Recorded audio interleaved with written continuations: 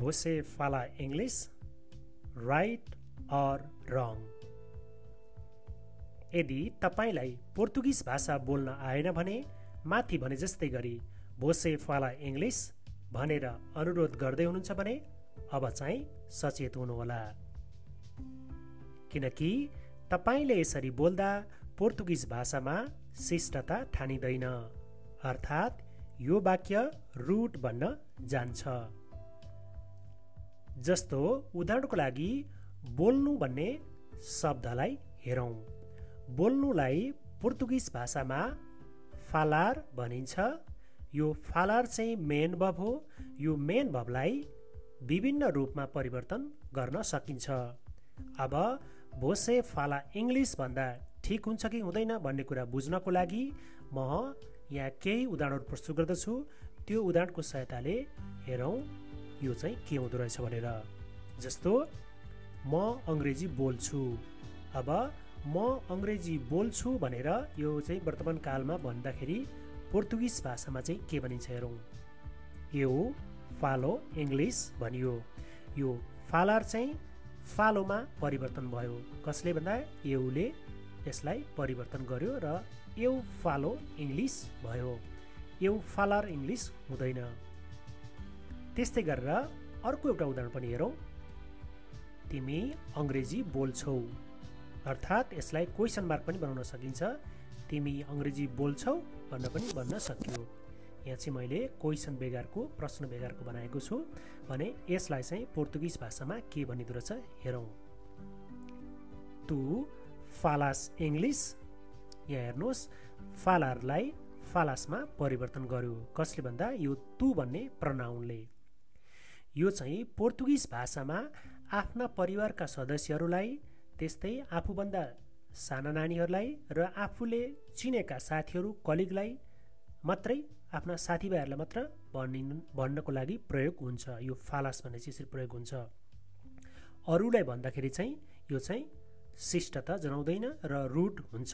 त्यसैले हामीले आफ्नो चिने जानेका साथीभाइलाई मात्रै हामीले चाहिँ फालास भन्न सकियो। त्यस्तै गरेर अर्को हेरौं।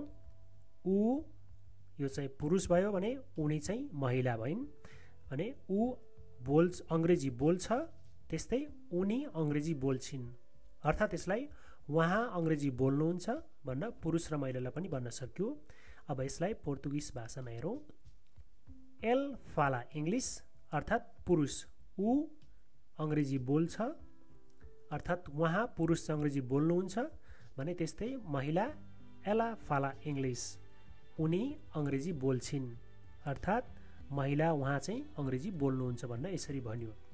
हेर्नुहोस् है, यो फालार चाहिँ यहाँ चाहिँ फाला भयो भने यहाँ फालास भएको थियो भने यहाँ चाहिँ फालो भएको थियो भनेको यो प्रनाउनहरूले चाहिँ रूपमा परिवर्तन गरेको छ। अर्थात् नेपालीमा भन्दाखेरि यो म, तिमी भन्ने, ऊ, उनी भन्ने सर्वनामहरूले चाहिँ यो भर्बलाई यसको रूपमा परिवर्तन गरिदियो।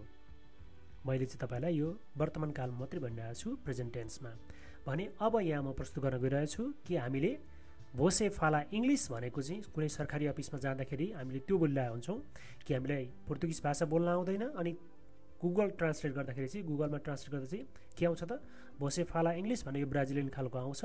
तर पोर्तुगालमा चाहिँ यो Você fala English भन्दा चाहिँ यो चाहिँ रुड वाक्य बन्न जान्छ। अब यसलाई हेरौँ। तपाईँ अंग्रेजी बोल्नुहुन्छ भन्न यहाँ चाहिँ क्वेशन मार्क गरियो, अर्थात् क्वेशन मार्क नगरिकन पनि भन्न सक्यो। तर हामीले चाहिँ यो कुनै अफिसमा जाँदाखेरि चाहिँ बढी जस्तो हामी जस्तो आप्रवासीले प्रयोग गर्ने भएको हुनाले मैले यहाँ क्वेशन मार्क बनाएँ भने यसलाई चाहिँ हामीले गुगल ट्रान्सलेट गर्यो भने चाहिँ के हुन्छ त Você fala English भनेर नै आउँछ। अब हामीले देख्दाखेरि चाहिँ हाम्रो परम्परा अनुसार चाहिँ तपाईँ भन्न भनिन्छ होइन, हजुर भन्न भनिन्छ। त्यही भएर हामीले यो Você fala English भन्दा नै एउटा सम्मान जस्तो जनाउँछ होला भनिन्छ। तर ठिक विपरीत चाहिँ यहाँ चाहिँ के हुन्छ त, यदि हामीले यसरी कसैलाई सरकारी अफिसमा अर्थात् कुनै बाटोमा अथवा कहीँ केही कुरा सोध्नु पर्यो भने हामीले यसो भन्यो भने चाहिँ यो चाहिँ एउटा रुड भएर हामीले शिष्टता नजानिकन हामीले चाहिँ उसँग रिसाएर बोले जस्तो हुन आउँछ। यसलाई चाहिँ हामीले के भन्नु पर्यो त, सिम्पली फाला इंग्लिश मात्रै भन्नु पर्यो। यही माथिको एल एला जस्तै गरेर यो चाहिँ तेस्रो व्यक्तिसँग कुरा गरे जस्तो गरेर नै हामीले फाला इंग्लिश भन्यो भने चाहिँ आहा उसले शिष्टता जनाएर मसँग कुरा गर्यो भन्न ऊ चाहिँ खुसी साथ चाहिँ तपाईलाई हेल्प गर्नको लागि चाहिँ तम्तुबार हुन सक्छन् हैन। अरू बेला पनि हुन सक्छन्, तर हामीले त्यसरी भन्यो भने चाहिँ के भयो त एउटा शिष्टता जनाउँछ। अथवा यसलाई हामीले चाहिँ पुरुष छ भने सिनियर फला इङ्ग्लिस भन्न सक्यो र महिला छ भने सिनियर फला इङ्ग्लिस भन्न सक्यो, अथवा सिम्पली फला इङ्ग्लिस मात्रै भन्यो भने चाहिँ यो पर्फेक्ट हुन आउँछ। अब यसको लागि कुनै पनि रुल छैन, मात्र पोर्तुगलमा के हुन्छ कि भोसेको प्रयोग गरिँदैन। हवस् त, आजबाट तपाईँले यो भोसे फाला इङ्ग्लिस भनेर भन्न छोड्नुहुनेछ होला र फाला इङ्ग्लिस मात्रै भन्नुहुनेछ होला। यति भन्दै आजको क्लासलाई यहीँ अन्त्य गर्न चाहन्छु। तपाईँलाई अझै केही कन्फ्युजन छ भने कमेन्ट सेक्सनमा कमेन्ट गर्न नभुल्नु होला। हवस् त, धन्यवाद।